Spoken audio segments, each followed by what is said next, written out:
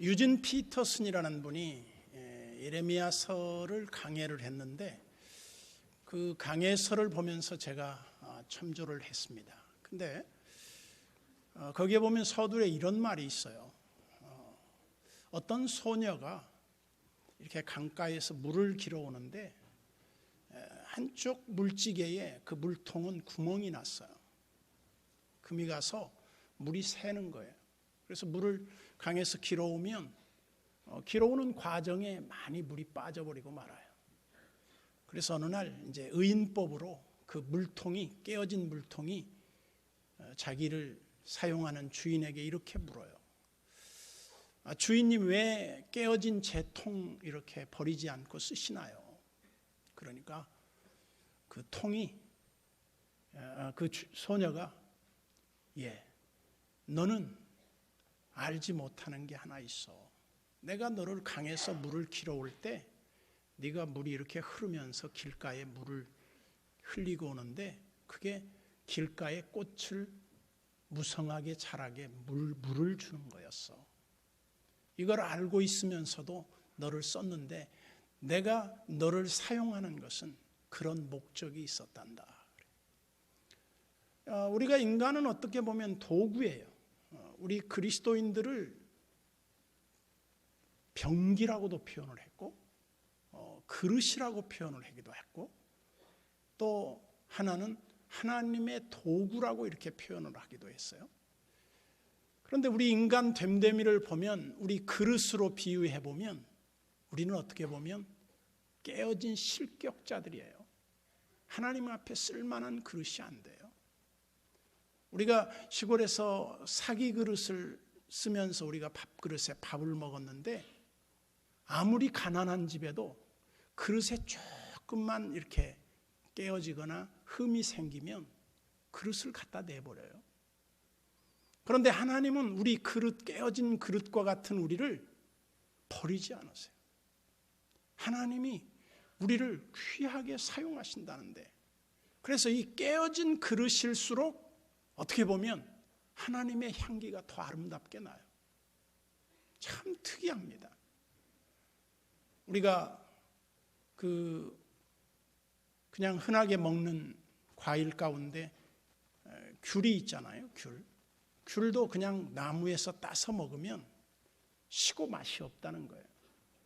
근데 그 귤을 막 이렇게 두드려 패요. 그러면 검사를 해보니까 당도가 한 15%쯤 올라가더라고요. 그 깨어진 귤이 훨씬 맛있어요. 그 탱탱한 그 막단 귤보다 상처난 귤이 맛있고요. 꽃도 그래요. 꽃도 짓밟힐수록 이 향기가 아름다워요. 그래서 우리는 하나님으로부터 사용되는 그릇이라고 비유한다면 우리는 이미 깨어진 지가 오래예요. 아주 산산이 부서진 그릇과 같아요. 그래서 우리 같은 거 하나님이 쓰지 않으셔도 되고 세상에 얼마든지 좋은 그릇들이 많이 있을 텐데 하나님이 우리를 찾아오신다는 거예요. 그래서 위대한 영웅적 삶을 하나님이 우리로 하여금 살아갈 수 있도록 은혜를 주셨다는 데 대해서 너무 감사한 거죠. 그래서 우리는 하나님이 하시는 그 방법에 대해서 의문점을 가질 때가 있어요. 왜 하나님이 이렇게 깨어진 그릇과 같은 존재를 사용하실까? 스티븐 아터반이라고 하는 사람이 누가 변화를 꿈꾸는가라고 하는 책에 보면 이런 이야기로 시작을 합니다. 어떤 병약한 사람이 하나님 앞에 늘 자기 좀 건강을 달라고 기도했어요. 근데 이 사람이 늘 약한 중에 있으니까 어느 날 하나님이 그에게 꿈에 나타나시더니 이렇게 말해요. 너희 집 앞에 있는 큰 바위가 있지. 그 바위를 매일매일 밀어보도록 해라. 그러니까 이 사람은 그 바위를 움직여 보려고 애를 써서 밀어요. 매일 가서 이 바위를 밀었어요. 미는데 바위는 꿈쩍도 안 하는 거예요. 그래서 얼마의 시간이 지나고 나서 하나님이 그 병약한 남자에게 나타나셨어요. 하나님, 아무리 바위를 밀어도 밀리지 않는데 왜 저한테 바위를 밀으라고 하셨어요? 그랬더니 내가 너한테 언제 바위를 움직이라고 했냐? 밀라고 했지. 근데 이 바위를 밀다가 보니까 이 사람이 힘을 쓰면서 근육이 생기고 건강이 너무너무 좋아졌다는 거예요. 거기에서 우리는 이런 생각을 하게 됩니다. 내 방법과 내 생각대로 모든 일이 되지는 않아요. 근데 내 방법과 내 생각대로가 아닌 하나님의 방법대로 하나님이 일하시고 역사하시는 이런 비밀이 있어요. 우리는 이렇게 되기를 원해요. 근데 그렇게 안 돼요. 근데 나중에 보니까 더 좋았어요. 전에도 제가 한번 말씀을 드렸지만 내가 원하는 대로 다 되면 그게 성공이 아니에요. 내가 원하는 대로 안 되고 하나님이 원하는 대로 되는 게 진짜 성공이에요. 그래서 우리는 내 시간표, 내 계획, 내가 가진 어떤 목적, 이것 달성하기 위해서 무지 애를 씁니다. 그러나 내가 계획하는 것보다 더 크신 하나님이 나의 주인이 되시고 나를 통해서 이루시고자 하시는 그 내가 모르는 목적이 있어요. 그 하나님이 내가 모르는 방법이 있다 이 말이에요. 그게 뭔지 몰라요. 그래서 우리는 하나님이 우리에게 오셔서 우리를 사용하시고 우리를 통해서 일하시는데 하나님이 일하시는 좋은 방법은 뭐냐면 하나님의 뜻에 순종하라는 거예요.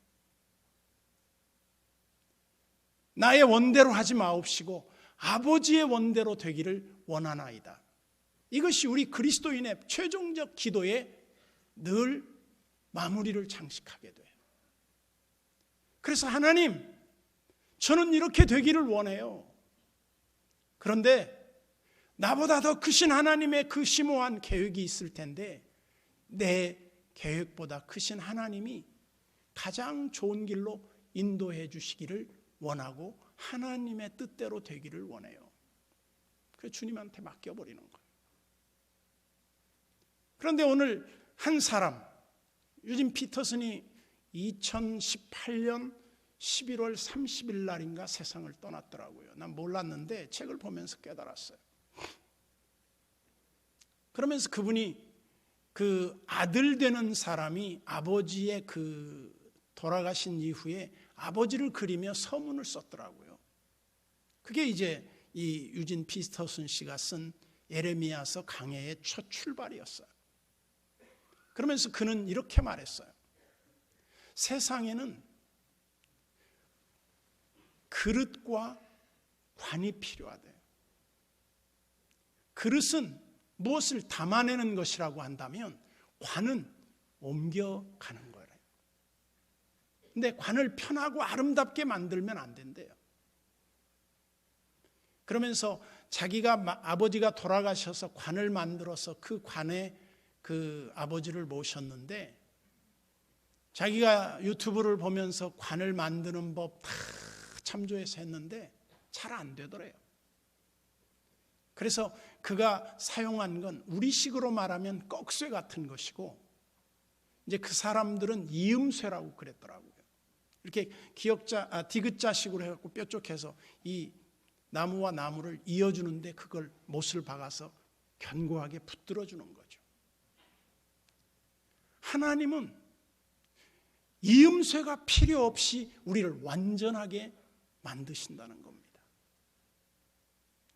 그러면서 이 하나님이 한 시대에 사람을 사용하시고 그들을 통해서 하나님의 뜻을 나타내시는데 이 예레미야가 누구 때에 나타나느냐면 유다의 5 왕들 통치 시대에 예레미야가 등장을 해요.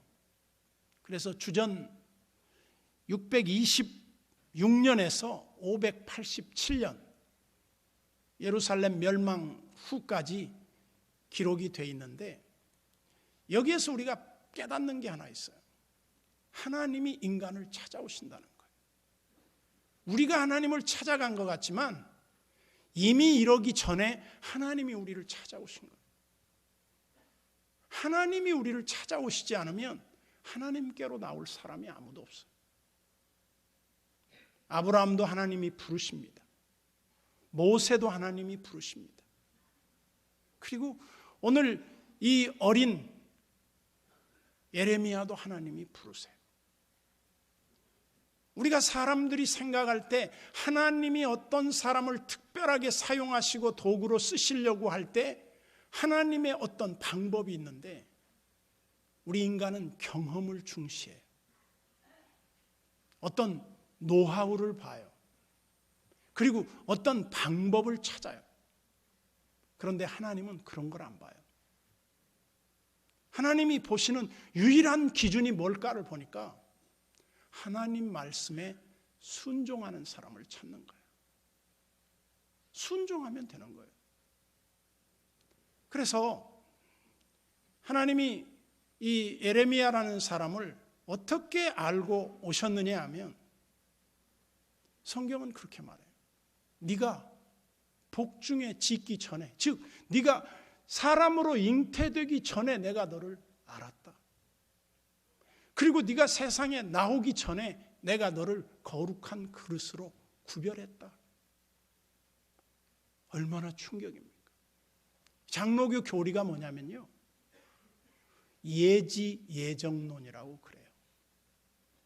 그래서 에베소서에서는 뭐라고 말하냐면 하나님이 미리 아신 자들로 창세 전에 택하시고 그들을 하나님의 거룩한 백성으로 삼으셨다는 거예요.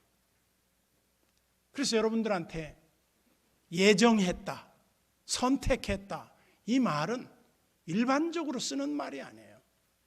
하나님의 특별한 백성으로 구별하시고 사용하시기 위해서 하나님이 우리를 하나님의 자녀로 삼으셨다는 데 대해 쓰는 말이 예정했다는 말이에요. 그래서 우리 기독교 교리 중에 이 칼빈주의 교리가 뭐냐면 하나님의 주권을 인정하는 거예요. 하나님이 미리 하시고 하나님이 계획하시고 하나님이 그렇게 우리를 예정하시고 그렇게 사용하시기를 원하셨다. 그래서 오늘 프로필을 보세요. 1절부터 그 프로필이 나옵니다. 예레미야에. 베냐민 땅의 출신이에요. 베냐민 출신이에요. 이 사람은 물론 제사장은 레위 지파였지만 제사장 지파로서 제사장이 그 베냐민 지파 관할을 하는 그런 제사장 지파였다는 거예요. 그래서 아나돗의 제사장들 중 hil기야의 아들 예레미야의 말이라. 다른 말로 하면 예레미야의 아버지는 hil기야였다는 거예요. hil기야는 성경에 제법 등장하는 유명한 제사장의 이름 중에 한 사람입니다. 여러분 잘 알지만 교회에서 떠드는 애를 적으라 그러면 제1번이 목사님 집 애들이에요. 기도 안 하고 떠들어. 너무 교회가 익숙하니까. 두 번째로 떠드는 애들이 장로님네 애들이야. 왜? 어렸을 때부터 늘 교회 다니니까 교회가 어떤 경외감이 있는 게 아니라 그냥 앞마당이야. 놀이터야. 제사장의 아들이었다. 이게 무슨 말이겠습니까? 하나님에 대해서 너무 잘 아는 거예요. 익숙한 거예요. 하나님이 뭐 새로울 게 없는 겁니다. 늘 어렸을 때부터. 그런데 그 제사장 자녀들 중에 많고 많은 자녀들 중에 하나님이 왜 예레미야를 찾아오셨을까? 참 특이하지 않습니까? 저는 사무엘서를 강의하면서도 그 말을 드렸는데 한나가 그렇게 아이 하나만 주시면 소원이 없겠다고. 그래서 그 아이 하나를 하나님이 주시니까 그 애를 젖을 떼기가 무섭게 그 아이를 바로 하나님의 성전에 바쳐요. 얼마나 보고 싶었겠습니까? 얼마나 귀한 아들이었겠어요. 그런데 미련 없이 그 아이에게 그야말로 우리 한국식으로 말하면 색동저고리 입혀서 예쁜 그 두루마기 만들어서 그 성전에 바쳤단 말이에요. 어린 거예요. 그러면 그때 대제사장이 있어요. 엘리라고 하는 거물이에요. 그 당시로 말하면. 이 사람 말 한마디면 한마디로 다 움직여지는 거예요. 그런데 하나님이 어느 날 밤에, 깊은 밤중에 사무엘을 찾아오신 거예요. 요즘 현대식으로 좀 의역을 하면 이렇습니다. 그냥 제 비슷하게 한번 꾸며본 거예요. 강대상 뒤에서 잠을 자고 있는데, 슬리핑백 덮고 자는데 하나님이 찾아오셔서 머리맡에 서셔가지고, 사무엘, 얼마나 자다가 내 이름에 놀랬겠어요. 그래서 막 뛰어간 거예요. 뛰어와가지고 제사장 엘리의 그 사택 앞에 가갖고, 제사장님, 저 부르셨습니까? 저 불러서 왔는데요. 그러니까 이 제사장님은 너무너무 영적으로 어두운 분이에요. 잠만 자다가, 사무엘이냐? 나 너 안 불렀는데 가 자거라. 조금 있다 또 오는 거예요. 아니, 너 안 불렀다니까. 또 불러요. 뛰어갔어. 그때 엘리 제사장이 깨달은 거예요. 아하, 하나님이 필시 이 어린아이를 부르시고 말씀하시려고 하는구나. 그래 이제 한 수 지도해 주는 겁니다. 예, 사무엘, 만약에 네가 가서 잠들어 있는데 네 이름을 부르거든 이렇게 말하려무나. 하나님 말씀하세요. 종이 듣겠습니다. 그제서야 하나님이 말씀을 하시는 거예요. 아니, 그 어린 게 뭘 알겠어요. 저 같으면 이렇게 와가지고 옆구리 꾹꾹 찔러가지고, 사무엘, 나 하나님이야. 아, 어떤 일이세요? 나 너하고 이 얘기 좀 하려고. 아이고, 고맙습니다. 이렇게 이 얘기가 됐으면 이 엘리 제사장은 사무엘과의 대화를 전혀 알 길이 없어요. 그런데 엘리가 사무엘을 통해서 하나님이 부르신다는 사실을 깨달으면서 어떤 느낌이 들었겠습니까? 저는 이렇게 생각을 했어요. 엘리, 너 내 말을 안 들어서 난 너하고 말하기 싫어. 그래서 내 말 잘 들을 사무엘한테 얘기하는 거야. 너한테 이제 난 말 안 할 거야. 비유컨대 이런 식이잖아요. 얘야, 내려와서 밥 먹어. 근데 얘가 열심히 컴퓨터에 미쳐 있어. 게임에 미쳐 있어. 예, 엄마 금방 내려갈게요. 그러고 막 게임만 하고 있어. 자기는 금방 간 것 같지. 근데 이미 밥상 다 치웠어. 엄마가 내려오지 않아도 된다. 계속 게임이나 하고 있거라. 끝났다 이 말이에요. 하나님이 우리를 부르실 때 주님 내가 여기 있어. 나를 주님의 도구로 사용해 주십시오. 내 자신을 하나님의 도구로 위임하고 헌신하지 않을 때 하나님이 어떤 사람도 위대하게 쓰신 적이 없어요. 저는 오늘 오후에도 다른 교회에 가서 설교를 하게 되어 있습니다만, 설교의 핵심 가운데 헌신 예배의 핵심이 무엇입니까? 저는 경험적으로 볼 때 하나님 앞에 헌신하지 않는데 하나님이 사용하신 적은 없어요. 내가 하나님을 위해 살려고 하지 않을 때 하나님이 나를 써야 할 이유가 없다 이 말이에요. 이거 깨달아야 합니다.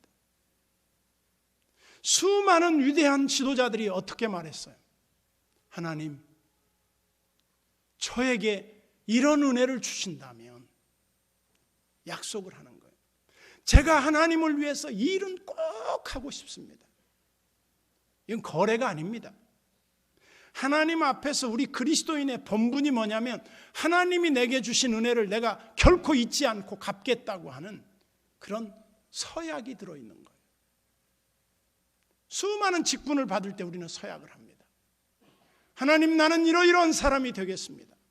하나님, 나는 이렇게 살고 싶습니다. 약속합니다. 굳게 맹세합니다. 오케이. 근데 그렇게 약속을 해놓고 그렇게 안 사는 거예요. 그 하나님이 그 사람한테 더 이상 말씀하지 않죠.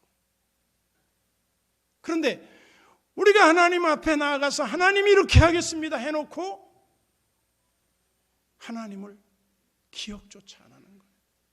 그야말로 화장실 갈 때는 그렇게 화장실을 찾고 고맙더니 화장실 보고 나와서는 뒤도 안 돌아보는 거예요. 이게 인간의 속성이에요. 하나님을 버린 사람들, 하나님을 떠난 사람들, 하나님을 멀리하는 사람들, 그들의 삶은 영원히 파리할 뿐만 아니라 삶이 파리해져 가요. 그래서 우리가 잘 아는 영적 공식이 하나 있어요. 하나님은 내가 하나님을 위해서 살려고 할 때 하나님은 나를 위해서 모든 일을 다 이루어 놓으시는 거예요. 내가 하나님을 위해 살려고 하지 않을 때 하나님은 움직이시지 않아요. 움직일 필요가 없어요. 그래서 이제 4절에 보면 하나님이 예레미야를 찾아와서 이렇게 말씀한 겁니다. 예레미야야, 여호와의 말씀이 내게 임하니라 이르시되, 즉 하나님이 찾아오셔서 예레미야에게 이렇게 말해요. 예레미야야, 내가 너의 어머니 뱃속에 네가 생기기 전에 너를 알았다. 아니, 우리 인간의 형체를 만들기도 전에 나를 알았대요. 하나님은 과거, 현재, 미래가 다 똑같아요. 인간은 과거, 현재, 미래가 있지만 하나님에게는 전능하셔요. 과거, 현재, 미래가 다 똑같아요. 그래 전능하신 거예요. 네가 그 뱃속에 생기기도 전에 내가 너를 알았다고. 여기 알았다는 말은요, 그냥 뭐 지적인 알았다는 말이 아니에요. 너를 내가 특별하게 너를 만들었다고. 그리고 네가 세상에 나오기 전에 너를 성별했어. 네가 무슨 착한 일 해서 내가 이뻐가지고 너한테 맡긴 게 아니야. 여러분, 그 성경에 보면요, 이 선택 교리에 있어서 호세아에 보면 그런 말씀이 나와요. 내가 야곱은 사랑했고 에서는 미워했다 그랬어요. 뱃속에 있는 아기가 있는데 얘가 나와서 무슨 뭐 이불을 하나 겠다든지 뭐 신발 정리를 했다든지 뭐 청소를 했다든지 뭐 엄마 심부름을 갔다 왔다든지, 아니면 젖을 먹는데 에서는 엄마의 젖꼭지를 물었는데 야곱은 항상 그냥 젖만 먹었다든지, 뭐 착한 일이 있어야 이뻐야 할 긍지가 어떤 그 조건이 있는데, 나오기도 전에 에서는 하나님이 미워했대요. 여기 미워했다는 말은 감정적인 미움을 말하지 않습니다. 하나님의 선택에 사용해서 그 한 사람을 선택하고 하나님은 한 사람을 선택하지 않았다는 뜻이지, 뭐 우리 미워했다 그 말을 감정적인 미움으로 이해하지 마세요. 그래서 너희는 먼저, 그래요. 우리가 하나님을 먼저 찾는 것이 이게 얼마나 중요한지 몰라요. 가끔 사람들한테 예수 믿고 구원받으라 그러면, 내가 사업해서 돈 많이 벌어놓고요, 교회도 돈 있어야 가겠더라고요 그러면서. 그게 아니에요. 내 모습, 있는 모습 그대로 주님 앞에 나오면 되는 거예요. 그러면서 이 하나님이 알았고 너를 구별했는데 하나님이 쓰시겠다는 겁니다. 예레미야라고 하는 그릇을 쓰시겠다는 거예요. 그리고 나중에 예레미야서 후반에 읽어보면 이런 말씀이 나와요. 너는 예루살렘 거리를 다니면서 의로운 사람 하나를 찾으면 내가 예루살렘을 멸망하지 않겠다 그래요. 근데 한 사람도 못 찾았어요. 그래서 주전 583년에 예루살렘이 완전히 바벨론에 의해서 철저하게 망해버립니다. 그 이유가 무엇입니까? 하나님이 유대 땅 그 예루살렘에 하나님의 뜻을 나타내기를 원하는데 사람들이 다 귀를 막고 하나님을 안 들으려고 했다는 거예요. 우리 목사님들 중에 유명한 목사님이 더 유명한 목사님한테 이렇게 물었대요. 목사님, 제가 목사 장로회 기도회에 설교를 하러 가는데 무슨 설교를 해야 할까요? 그랬더니 그 유명한 목사님이 딱 이렇게 말하더래요. 목사들은 원래 설교 안 들어. 그리고 장로들은 듣는 척 하면서 안 들어. 그러니까 아무거나 해도 돼. 그러더래요. 그게 우리 현실이에요. 이게 슬픈 일이 아니에요. 귀담아 들으려고 하지 않는 거예요.